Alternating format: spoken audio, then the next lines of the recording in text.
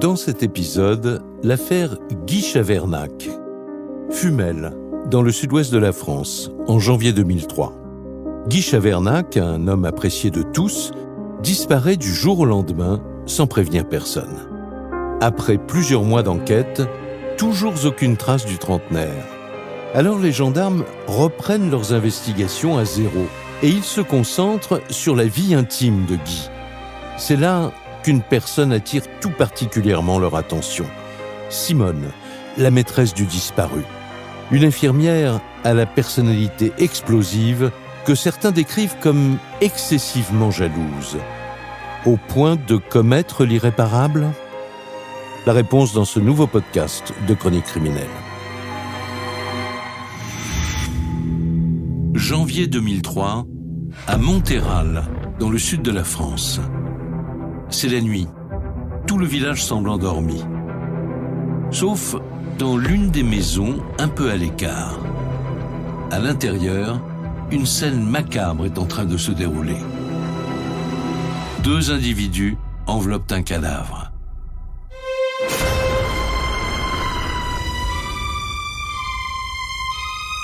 Puis ils l'aspergent de combustible avant d'y mettre le feu. Qui sont-ils ?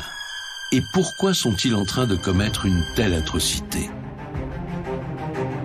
Personne ne peut encore l'imaginer, mais cette scène terrifiante marque le début d'une histoire aussi incroyable que diabolique, une histoire qui va secouer la région tout entière.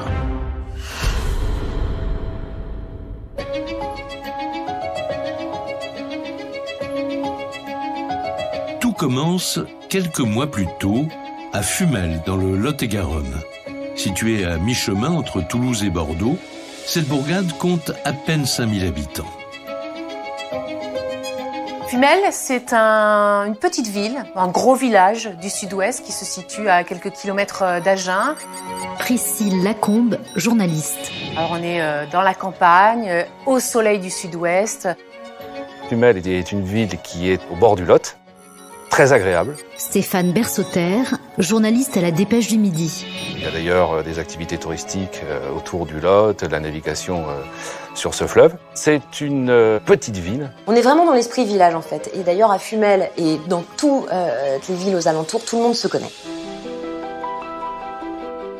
C'est ici que la famille Chavernac réside depuis toujours. Guy est le plus jeune des deux frères Chavernac. Entre lui et Ed, de 3 ans son aîné, une affection qui remonte à l'enfance. Mon frère et moi, on est très, très proches depuis toujours, depuis tout petit. Ed Chavernac, frère de Guy. En fait, là où il y a un, il y a l'autre, quoi. On cuisinait ensemble, on allait faire du vélo ensemble, on jouait ensemble. Guy Chavernac, il vit une vie très heureuse avec ses parents et son frère Ed, jusqu'au divorce de ses parents, qui va très mal supporter, qui va être très compliqué pour lui et pour son frère d'ailleurs. Ça a renforcé nos liens, à mon frère et moi, ça c'est sûr. Ouais. On a appris à être autonome et à être adulte. On est devenu adulte assez rapidement, quoi. En 1991, pourtant, leurs chemins se séparent. Ed décide de partir vivre à l'étranger, aux Pays-Bas. Mais pour Guy, son frère cadet, il n'est pas question de quitter leur sud-ouest natal. Guy est quand même un beau gosse. Il est grand, il a de l'allure, il a un beau sourire, il est gentil. Il aime faire la fête, il joue au rugby donc, il est plutôt bel homme. Bastien Souperbi, journaliste à Sud-Ouest. Et donc évidemment, il a un certain charisme. Ses charmes ne laissent pas insensible la gente féminine. Un charme naturel qui vaut à Guy Chavernac d'avoir connu plusieurs relations féminines. Il vit désormais en célibataire. Mais il a 2 enfants issus de 2 précédentes unions. Guy, il a 23 ans quand il devient papa pour la première fois et c'est un épanouissement total, un bonheur total. Il a un premier enfant à l'âge de 23 ans, Aurore, et à 25 ans, le petit frère Jérémy. Alors avec 2 femmes différentes, mais c'est aussi un très bon papa. Mon frère, il est plein d'amour, quoi. Quand il a pris le petit dans les bras, je sais pas, oui. Il a fondu, quoi. C'est tout. C'est son fils. Et puis il adore sa fille. C'est un gentil papa. Guy est maintenant âgé de 35 ans. Il habite seul dans cette maison du centre de Fumel. Et il exerce le même métier depuis des années. Professionnellement, Guy Chavernac travaille au sein d'un magasin qui fait du bricolage, de la jardinerie, de l'animalerie. Donc en fait, il a pris des cours pour s'intéresser à l'engrais. Il a conduit dans les camions. S'il fallait aller chercher le maïs, il allait chercher le maïs. Il se donne à fond dans son travail. Il fait comme si c'est son entreprise et il travaille pour son patron. Guy, à 35 ans, c'est la force de la vie, quoi. Une famille qu'il adore, un emploi stable, de nombreux amis, un succès incontestable auprès des femmes. Ainsi va l'existence heureuse de Guy Chavernac, jusqu'au début de l'année 2003.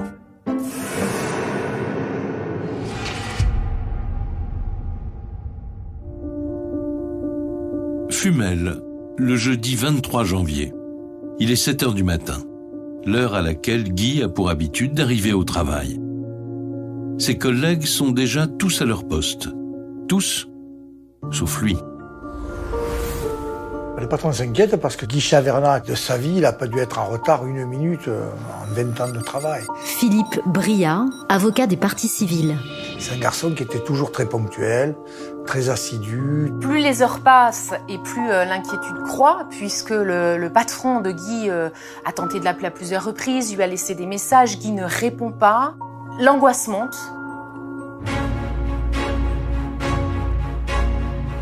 Pourquoi Guy ne décroche-t-il pas? Aurait-il été victime d'un accident de la route? Son employeur est inquiet. Il contacte la gendarmerie.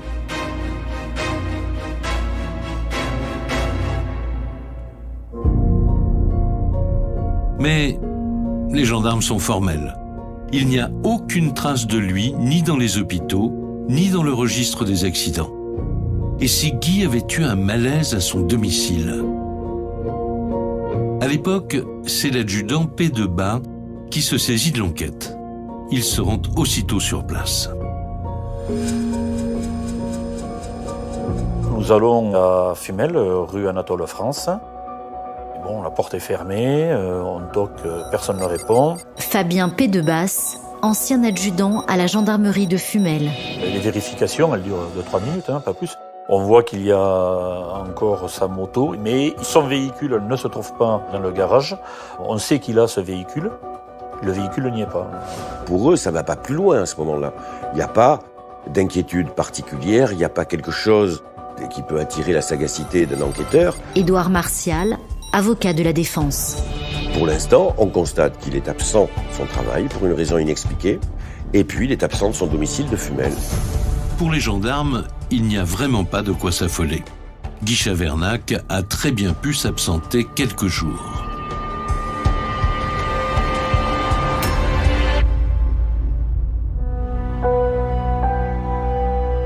Du côté de sa famille, en revanche, plus les heures passent et plus l'incompréhension s'installe.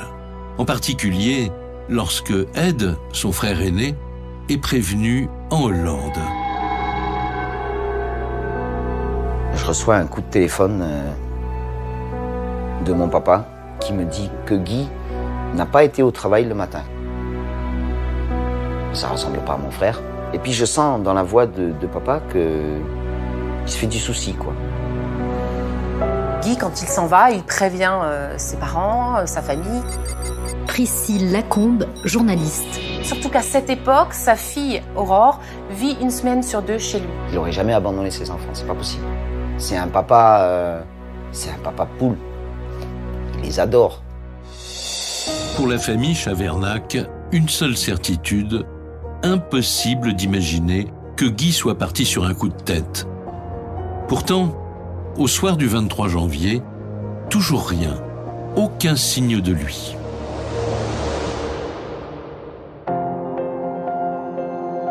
Pour la famille, cette soirée-là, cette nuit-là, c'est l'angoisse absolue. Virginie Selvetti, journaliste. Il se demande ce qui s'est passé, ce qu'il a pu arriver à Guy. Est-il en danger? Il a peut-être glissé, il est tombé dans la rivière, le Lot est pas loin, c'est une rivière très dangereuse. Plus ils en parlent et plus l'inquiétude grandit. D'un côté, la gendarmerie qui penche pour la thèse d'un départ volontaire. De l'autre, les proches de Guy, qui eux n'y croient pas du tout. Ils sont convaincus qu'il s'est passé quelque chose de grave. Pourtant, 4 jours après sa disparition, premier coup de théâtre. Le 27 janvier 2003, Ed Chavernac est au travail chez lui, aux Pays-Bas, lorsque son téléphone se met à sonner. C'est le numéro de son frère qui s'affiche. Et je regarde et je vois, c'est qui m'appelle.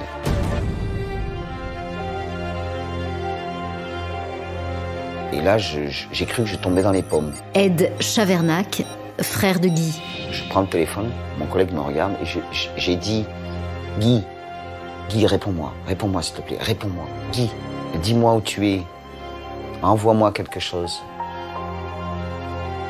C'était... La joie d'Ed Chavernac est de courte durée, car il n'entend personne au bout du fil. Et brusquement, la communication s'interrompt.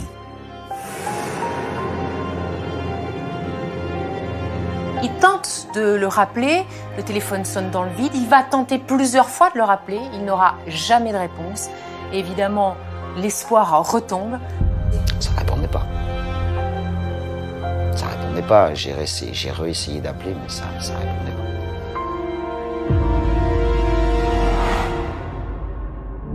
pas. En France, la famille Chavernac ne sait plus quoi penser.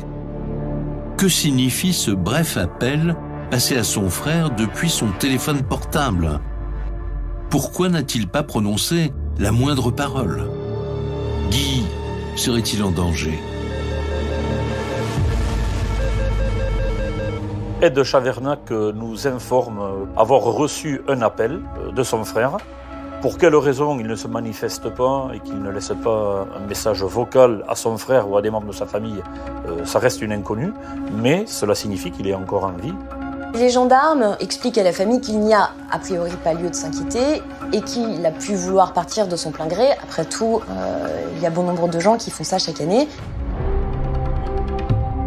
Dans les rangs de la gendarmerie, c'est toujours le même discours. Mais sous la pression des Chavernac, une enquête pour disparition de personnes majeures est cependant ouverte. Et là, les gendarmes découvrent que la situation financière de Guy est catastrophique. C'est-à-dire qu'il a déposé un dossier de surendettement à la Banque de France, qu'il a des crédits consommation qui courent partout, qu'il est endetté, qu'il n'a plus un sou. Du fait qu'il est surendetté, pourrait expliquer qu'il ait décidé de quitter toute la vie qu'il menait jusqu'alors, c'est-à-dire quitter la région, la famille, les amis. Il s'en va pour fuir ses dettes.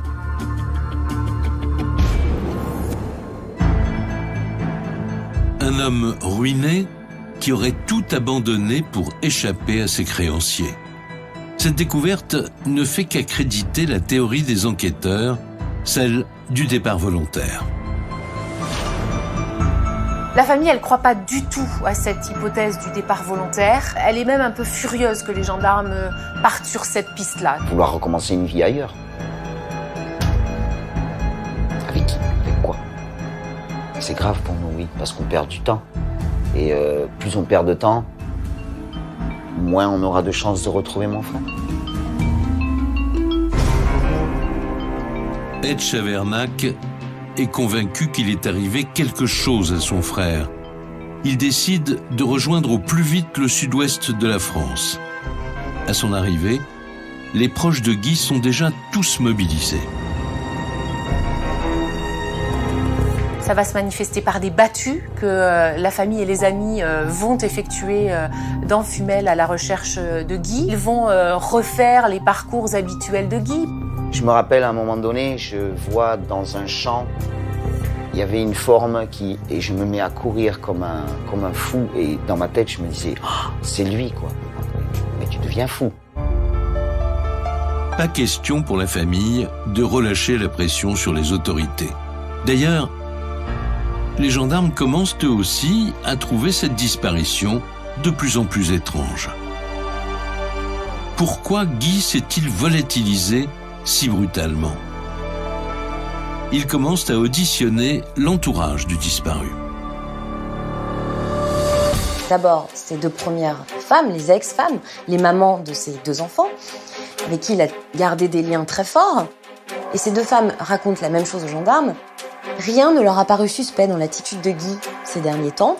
Pour elles, tout allait bien. Donc elles ne comprennent pas non plus cette disparition soudaine. Pourtant, Guy comptait bien d'autres relations féminines. Les gendarmes dressent la liste des conquêtes de ces dernières années et ils s'intéressent tout naturellement à la plus récente. Une infirmière du nom de Simone Cambou, une mère de famille divorcée et tout juste âgée de 50 ans. C'est la dernière en date, en tout cas, qu'on connaît, avec qui il a vécu plusieurs années. Priscille Lacombe, journaliste. Ils ont 15 ans de différence, mais tout le monde s'accorde à dire que Guy n'a jamais autant aimé quelqu'un. Simone est une femme qui plaît énormément aux hommes, qui est ravissante, qui est très séductrice. Ils se sont aimés pendant près de 8 ans et se sont séparés il y a à peu près 1 an. Virginie Selvetti, journaliste. Mais ils gardent tout de même de très bonnes relations.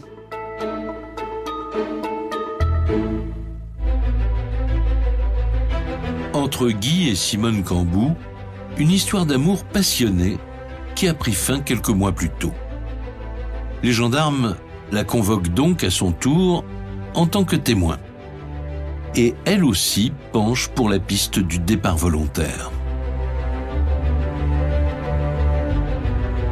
Guy, les dernières fois où elle l'a vu, il était soucieux, il était stressé, il était même angoissé, il se cachait pour passer des coups de téléphone. Elle le trouvait pas très en forme. Donc elle se posait des questions, mais dit-elle, je n'ai pas été plus loin. Édouard Martial, avocat de la défense. Pour moi, il était inquiet, pour moi, il était peut-être troublé, perturbé, mais par quoi, je ne sais absolument pas. Ce témoignage de Simone conforte les gendarmes dans l'hypothèse que l'argent est au cœur de cette disparition. Et si, comme le suggère son ex-compagne, Guy avait bien tout quitté pour des raisons financières?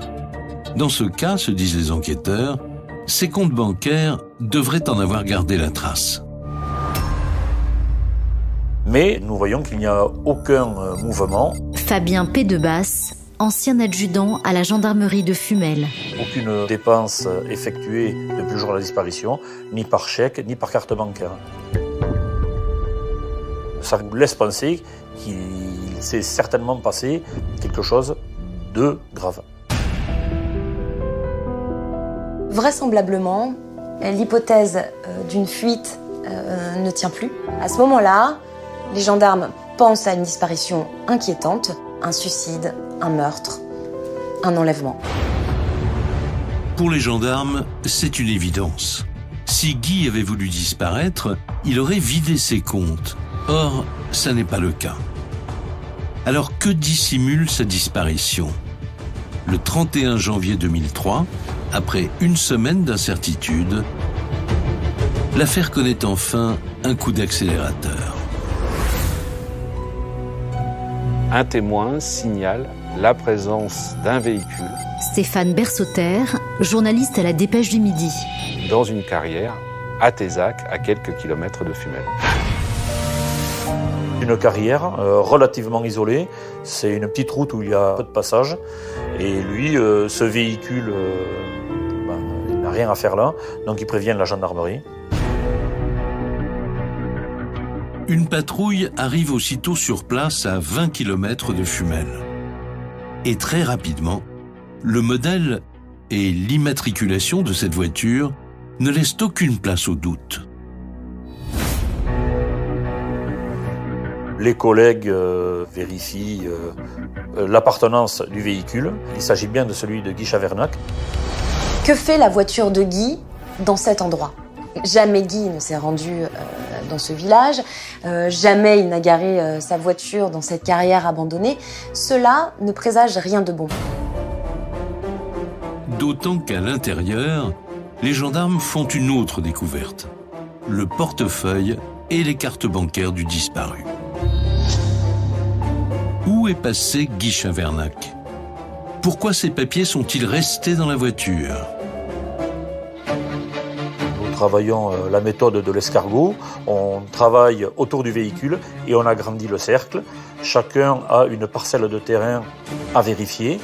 Des hélicoptères tournent dans le ciel de Fumel, petit village du Lot-et-Garonne, c'est quand même assez inhabituel. La gendarmerie va donc déployer les grands moyens.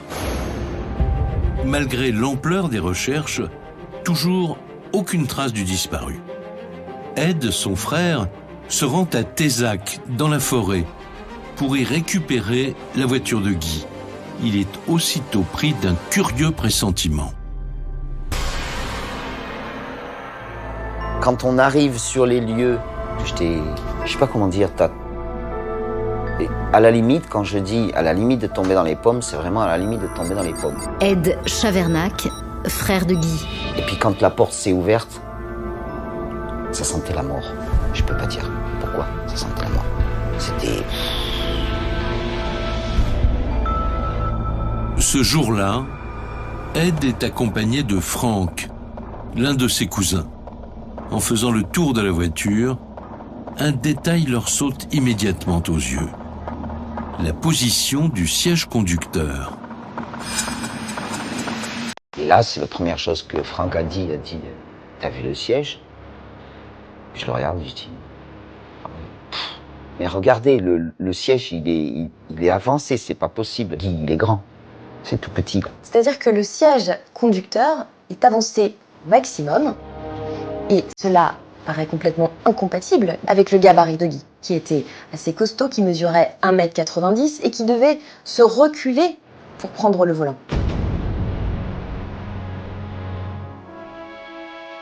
Parmi les proches de Guy, les questions sont nombreuses. A-t-il été kidnappé puis transporté dans sa propre voiture? Et dans ce cas, par qui? Et pourquoi? À Fumel, l'inquiétude monte encore d'un cran. À ce moment-là, tous les habitants se posent 1000 questions. Tout le monde se connaît dans ce village. Il n'y a jamais eu d'affaires criminelles, il n'y a jamais eu une histoire aussi incroyable. Quelqu'un qui disparaît, qui a pu être assassiné. Alors on parle d'un crime de rôdeur, pourquoi pas? Et si l'un d'entre nous, dans cette petite ville, était un assassin? Priscille Lacombe, journaliste. Si Guy avait été tué par un habitant de Fumel. Et ça accroît les inquiétudes de tout le monde. Tandis que la psychose gagne la région tout entière, pour la famille Chavernac, la situation tourne au cauchemar. Déjà 10 jours et toujours rien. Rien, sauf ces indices pour le moins inquiétants. C'est dur parce qu'il n'y a pas de réponse, quoi. J'aurais été capable de donner la moitié de ma vie pour que tout revienne en place, quoi. Je pense encore au dernier jour. Il m'a pris dans les bras, Guy, vraiment très fort. Et je sens encore son blouson en cuir. On s'est serré dans les bras comme si c'était un adieu. Après, je ne l'ai plus revu. C'est la dernière fois que je l'ai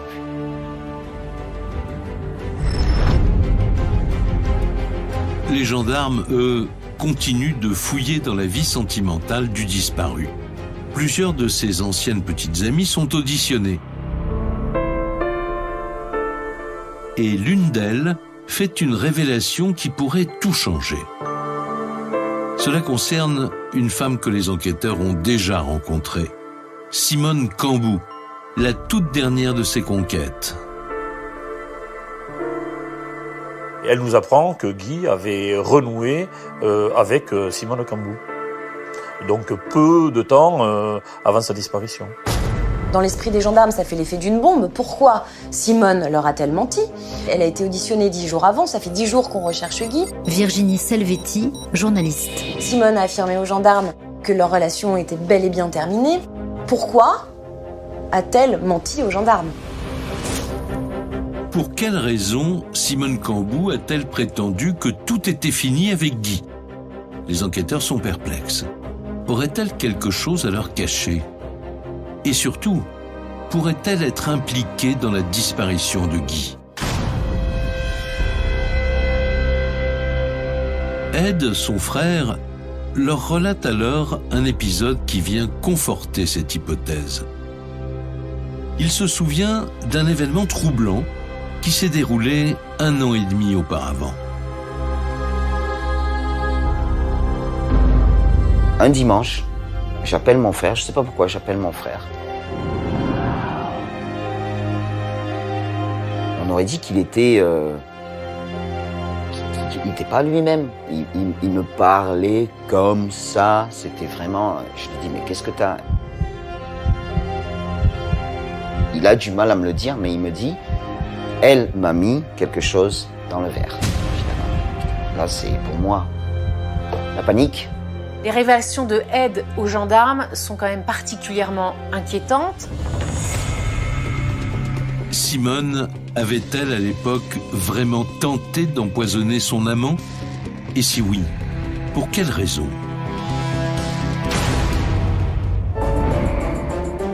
Avec ces révélations, les gendarmes tiennent enfin un début de piste. Une piste qui mène à Simone Cambou. D'autant que la famille de Guy avance un possible mobile, la jalousie. Une jalousie quasiment maladive. Ils la décrivent comme méchante. Elle aurait proféré des menaces de mort à l'encontre de Guy si jamais il venait à la quitter. Le profil de Simone Cambou qu'ils décrivent est un profil d'une femme jalouse. Bastien Souperbi, journaliste à Sud-Ouest. Et d'une jalousie qui serait potentiellement meurtrière.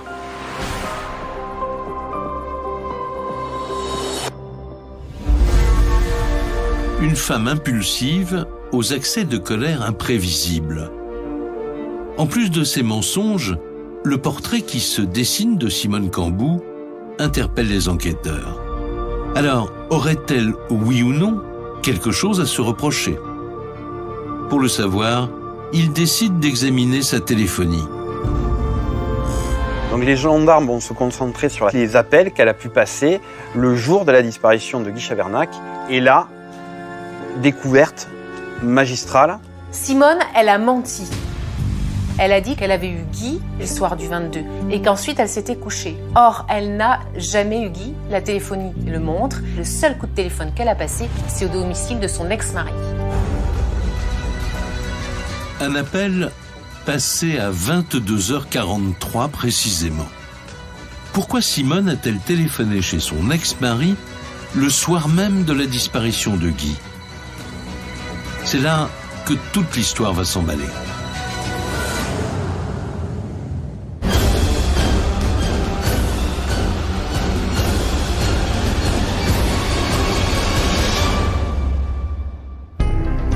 L'ancien mari de Simone, convoqué par la gendarmerie, fait des révélations déterminantes. Il explique que ce soir-là, ce n'est pas à lui, mais plutôt à leur fils Didier qu'elle voulait parler. Didier a 20 ans, il est le fils de Simone, le deuxième enfant d'une fratrie de 3. C'est un garçon fragile. Qui a très mal vécu le divorce de ses parents. Édouard Martial, avocat de la défense. Il avait ressenti ce divorce comme une profonde injustice qui lui était faite et qui avait été faite aux 2 autres enfants. Un jeune homme qui est un peu en recherche de lui-même, donc il peut s'adonner à quelques addictions, et c'est quelqu'un qui visiblement cherche sa voie.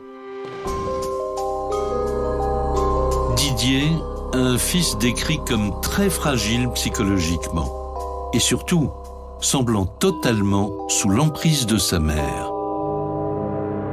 Didier, c'est le fils, on va dire, à sa mère, puisqu'il voue une sorte d'admiration envers sa mère, une admiration qu'on pourrait juger sans borne. Il s'appelle tout le temps. C'est un peu des je t'aime moi non plus. Je te récupère, je te demande ça. Ils n'ont pas une relation fusionnelle, ils ont une relation qui va au-delà du fusionnel. Selon l'ex-mari de Simone, Didier ne refuse jamais rien à sa mère.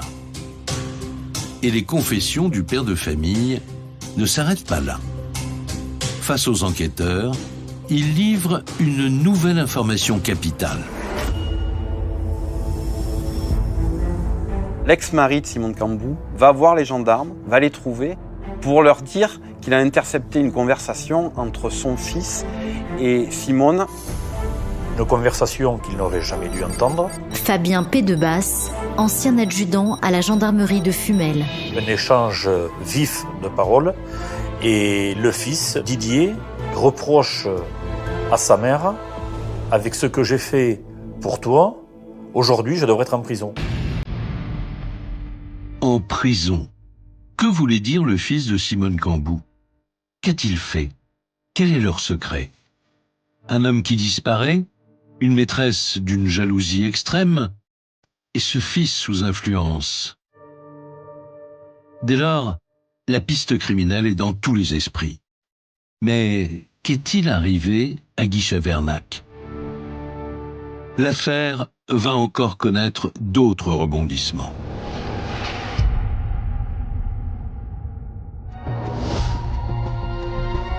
Septembre 2003.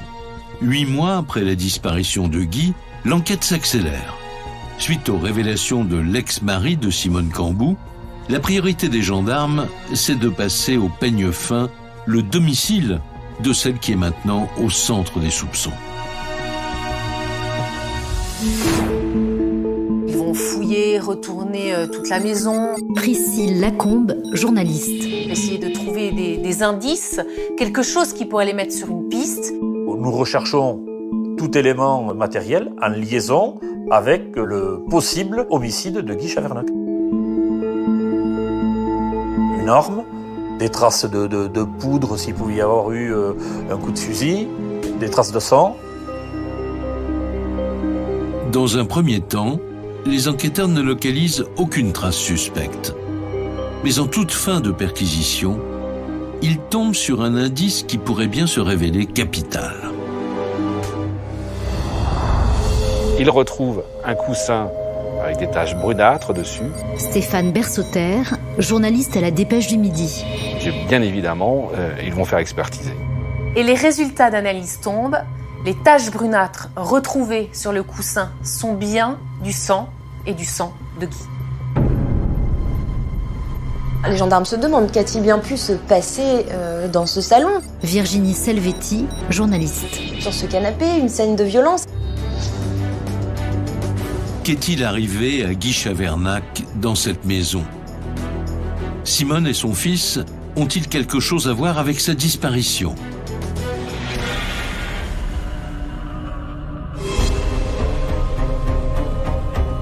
Pour avancer, les gendarmes n'ont plus qu'une solution. Les placer tous les deux en garde à vue, dans l'espoir que leurs déclarations permettent d'y voir plus clair. Simone et son fils sont interpellés le 1er octobre 2003 afin d'être interrogés.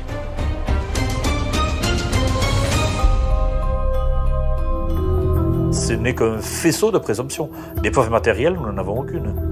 Ce n'est la gouttelette de sang, mais cela ne nous donne pas le détail de l'assassinat. Donc ils décident d'isoler Simone d'un côté, Didier de l'autre, c'est-à-dire les cuisiner chacun de leur côté, de mettre la pression sur l'un et sur l'autre dans le but ultime de les faire craquer. Une stratégie qui, dans un premier temps, se heurte à l'attitude de Simone. Elle ne se démonte pas le moins du monde. Même quand les enquêteurs lui révèlent le seul indice dont ils disposent, la tache de sang. Elle dit mais non, mais c'est pas possible. Elle dit non, c'est pas du sang de Guy, c'est impossible. Si vous avez découvert une trace de sang sur un coussin, c'est du sang qui provient de mon chat.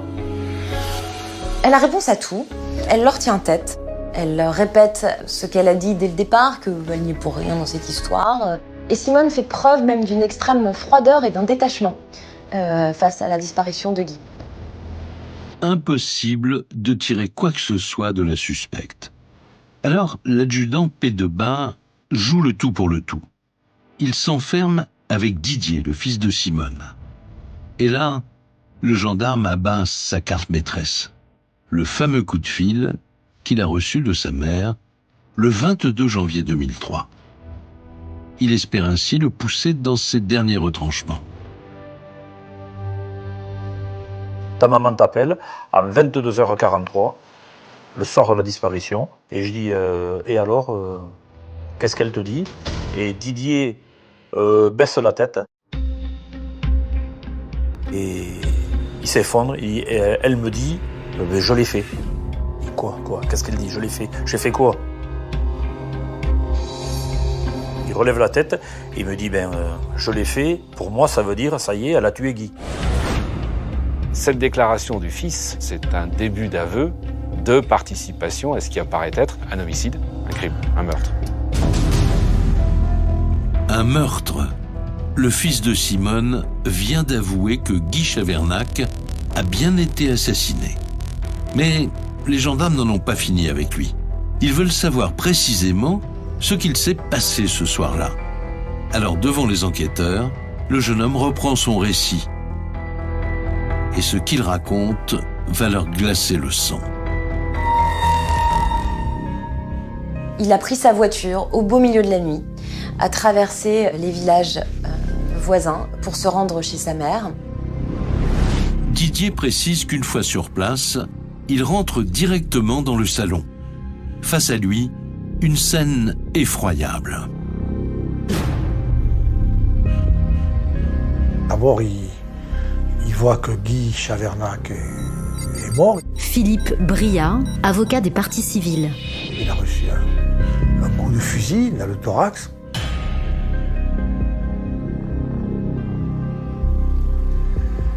Sa mère est en plein délire, là. Alors lui pense il faut appeler la gendarmerie et elle l'en dissuade en disant mais non. Fabien P2Bas, ancien adjudant à la gendarmerie de Fumel. Il faut pas, ils vont savoir que c'est moi qui l'ai tué, je vais aller en prison. Non, il faut se débarrasser du corps. Mais comment faire? Didier explique alors aux gendarmes la suite des événements.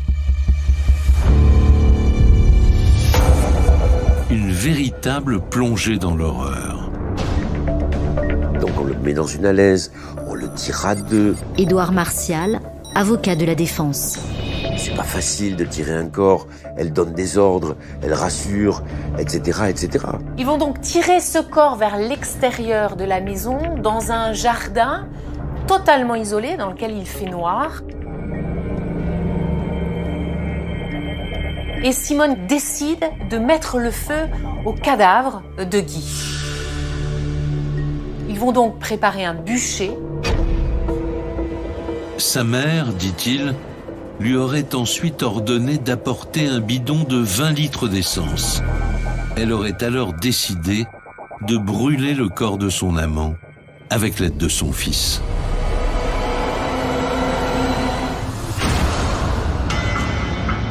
Dans son esprit, elle n'hésite pas une seconde. Elle demande à son fils de craquer l'allumette pour mettre le feu au corps qui est à leurs pieds. Il va vomir, il va être malade à cette idée-là. Bastien Souperbi, journaliste à Sud-Ouest. Sa mère va ricaner, se moquer de lui, de sa faiblesse, et va elle-même craquer l'allumette du brasier funéraire, si on peut dire.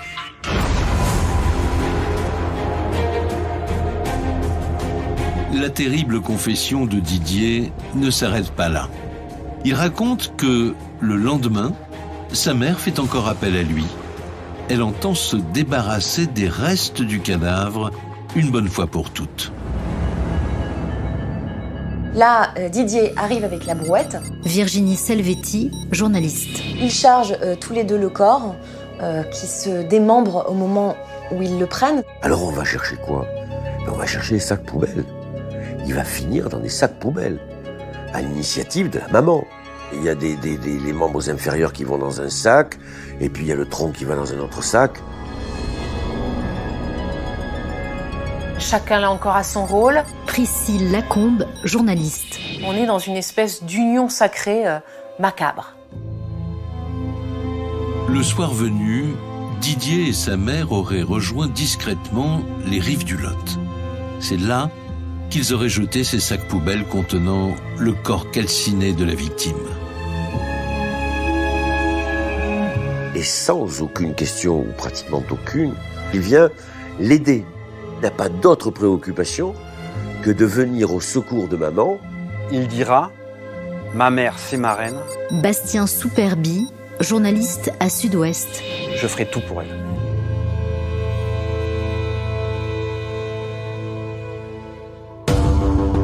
Ces aveux laissent pourtant les enquêteurs sur leur faim. Car, à ce stade, deux questions essentielles restent posées. Que s'est-il passé avant le crime ? Et comment Simone a-t-elle tué Guy Chavernac ? Elle va finir par elle aussi craquer, mais ça va être long. Elle va accoucher difficilement en impliquant son fils, mais elle va finir par avouer. Elle va reconnaître qu'elle a donné la mort, qu'elle a pensé à la donner. On est vraiment dans le récit d'un crime, on est dans le récit surtout d'un assassinat. Autrement dit, Simone aurait prémédité le meurtre. Elle aurait en fait décidé de supprimer Guy 15 jours avant le drame. Et c'est un événement d'apparence anodin qui aurait tout déclenché. Il y a un article coquin qu'ils utilisaient dans leurs ébats sexuels qui a bizarrement été déplacé dans la chambre à coucher. Que ce godemiché ait été déplacé dans une autre pièce de la maison est pour Simone la preuve que Guy a eu une aventure avec une autre femme. Cette découverte marquerait pour elle le basculement. C'est là où il a décidé de l'abandonner, il l'a déjà abandonné, elle ne peut pas le supporter. Et donc, elle décide de le tuer. Simone aurait perdu la tête en pensant que son amant l'avait trompée. Sa jalousie maladive aurait basculé dans l'obsession meurtrière. C'est en tout cas l'hypothèse retenue par les gendarmes. Elle se dit qu'il lui fait tellement de mal Simon Cohen, avocat de la défense. qu'il n'existait pas d'autre issue que celle-là et qu'il ne pouvait pas l'ignorer. Voilà. Simone Cambou s'auto-persuade d'abord que l'amour doit être absolu, qu'il ne doit jamais être trahi, et que Guy Chavernac a trahi cet amour et qu'elle tue au nom de l'amour.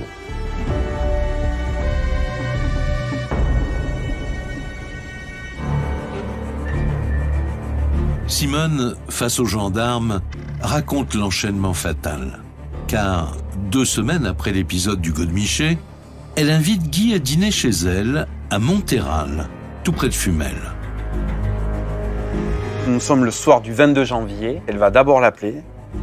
Elle va mimer une sorte de bonne humeur. Du moins, elle va cacher son courroux, la jalousie qui la consume. Et elle va lui proposer de lui faire la cuisine.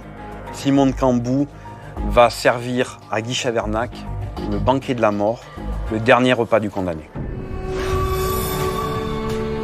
8 mois plus tard, devant les enquêteurs, Simone n'a oublié aucun détail de cette fameuse soirée. Pas même le menu qu'elle a concocté à Guy afin de l'attirer chez elle. Le plat préféré de Guy étant les huîtres. Fabien Pédebasse, ancien adjudant à la gendarmerie de Fumel. Elle lui programme donc un bon repas avec ses huîtres préférées et le vin blanc. L'alcool coule à flot, ils boivent tous les deux, lui est un peu sonné et finit par s'affaler dans le canapé. Simone aurait ensuite attendu que Guy soit plongé dans un profond sommeil avant de passer à l'action. Une fois qu'il est assoupi, elle, pour se donner du courage, elle reprend un nouveau verre de whisky.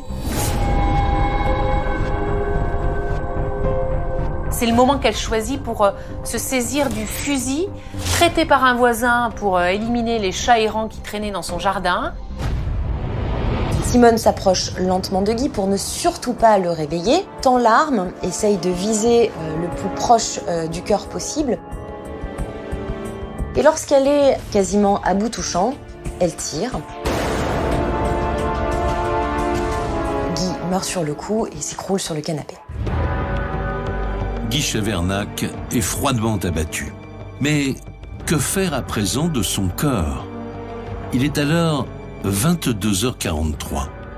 C'est à cet instant que Simone décide d'appeler son propre fils à la rescousse. Elle a projeté de jeter le corps de Guy après l'avoir brûlé dans le Lot et elle se pose la question, si le corps remonte à la surface, est-ce qu'on pourra l'identifier? Donc elle pose la question à son fils Didier. Et son fils, qui est fan de séries américaines, va lui répondre oui, grâce aux dents. Les dents. Il faut casser les dents. Édouard Martial, avocat de la défense. Il faut casser les dents à coups de marteau. Et c'est Simone qui cassera les dents de Guy. C'est le comble de l'horreur.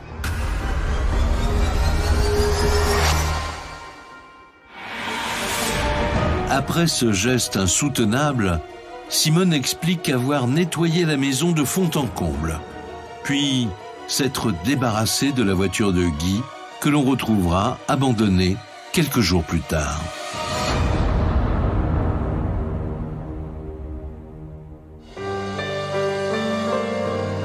Le pire, c'est peut-être l'attitude de Simone, les jours après cet assassinat abominable. Virginie Selvetti, journaliste. Elle a gardé son sang-froid auprès de tout le monde, elle a continué de travailler, elle a fait preuve d'une attitude incroyable. C'est-à-dire qu'elle s'est rendue compte que l'endroit où il avait fait brûler, c'était dehors dans le jardin. Philippe Briat, avocat des parties civiles. La pelouse, le gazon avait brûlé, s'était détérioré. Eh bien, elle a pensé à aller acheter du gazon pour ressemer du gazon. Il faut quand même le faire, ça. Des aveux complets pour un crime des plus sordides. Le soir même, Simone Cambou et son fils sont mis en examen et incarcérés. Elle pour assassinat, lui pour recel de cadavres et destruction de preuves.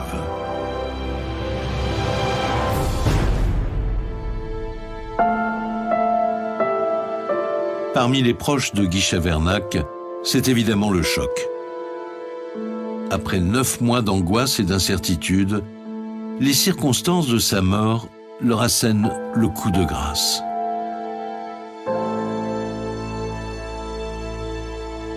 Simone a tué Guy. Le mot tuer, t'as l'impression que c'est pas vrai, que ça... Tu veux pas l'entendre? Ed Chavernac, frère de Guy.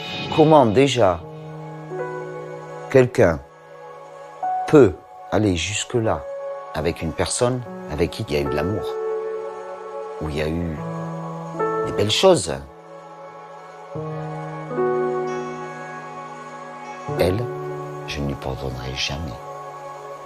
Je ne peux pas faire de place à ça, je peux pas. J'ai pas encore fait mon deuil, ça fait 17 ans, j'ai pas encore fait mon deuil.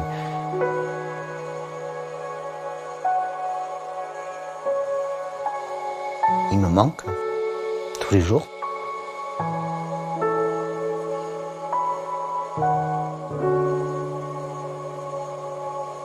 J'aimerais lui dire, j'espère que tu n'as plus mal, que tu es apaisé. Mais il me manque. Je lui dirai, tu me manques.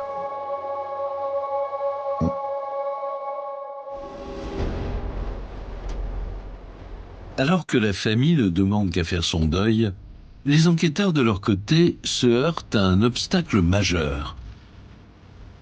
Sans cadavre, impossible de vérifier la version de Simone. L'autorité judiciaire s'emploie à rechercher le corps pour évidemment des fins d'autopsie. Les hommes grenouilles de la gendarmerie ont fouillé le Lot. On a même tenté de l'assécher à certains endroits. Il y en a certains même qui ont pris des risques, qui sont allés chercher dans des gouffres, dans des endroits qui étaient vraiment à la limite dangereux pour eux, quoi. Et ils l'ont fait. Mais sans résultat.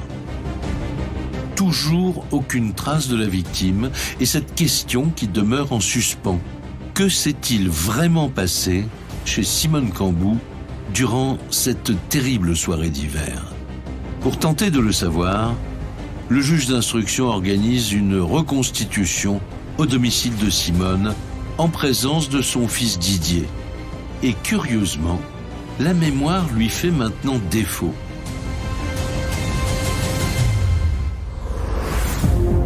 Tandis que son fils arrive sur les lieux, c'est le coup de théâtre. Non seulement Simone ne se souviendrait plus de grand-chose, mais en plus, elle change plusieurs fois de version. C'est vrai que tous les scénarios sont passés, juste y compris celui de la légitime défense. Elle va dire que bien évidemment Guy Chavernac a été violent avec elle et que dans ce contexte-là, eh bien, elle n'a pas pu faire autrement que de prendre ce fusil pour se défendre et le tuer. Elle ne serait donc en réalité qu'une femme battue qui aurait tué pour échapper au pire. Et Simone Cambou va plus loin encore. Elle n'aurait pas du tout prémédité son geste, bien au contraire. La véritable décision de le tuer, fondamentalement, elle se prend à la dernière minute. Simon Cohen, avocat de la défense. C'est au moment où elle décide de s'emparer du fusil, c'est à ce moment-là que véritablement elle prend la décision. Même si elle s'était procuré un fusil, même si elle lui en voulait, c'est au dernier instant que la chose s'est jouée. Malgré ses précédents aveux en garde à vue, Simone Cambou n'en démord plus. Elle n'avait rien prémédité. Pourtant, après 1 an passé en prison, sa version s'effondre d'un seul coup. Une de ses codétenues a fait des révélations. Priscille Lacombe, journaliste. Selon lesquelles Simone lui aurait confié avoir empoisonné Guy avant de le tuer. Elle aurait confessé avoir fait une injection de morphine à Guy, notamment pour le maîtriser avant de commettre son acte. Virginie Selvetti, journaliste. On rappelle qu'il mesure 1,90 m, que c'était un fort gabarit.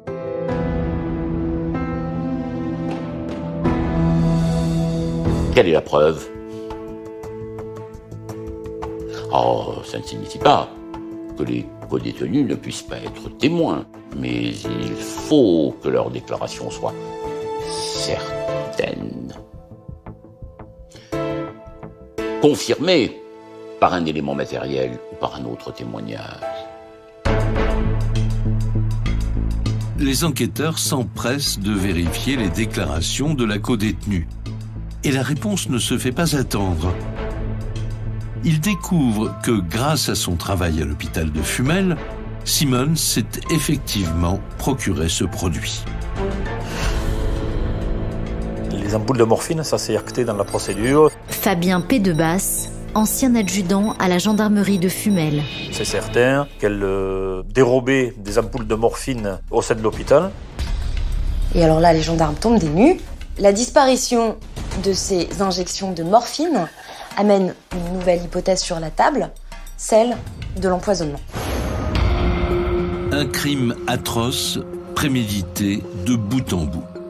Une femme devenue meurtrière par jalousie et ce fils totalement sous influence. L'impact dans l'opinion publique est considérable. Cette affaire, évidemment, elle va avoir un retentissement énorme à Fumel, dans le Lot-et-Garonne, mais même au-delà, en France, tellement elle est horrible. Parce que c'est une infirmière qui est censée être au service des autres, une mère de famille aimante. Donc comment cette femme a-t-elle pu en arriver là ?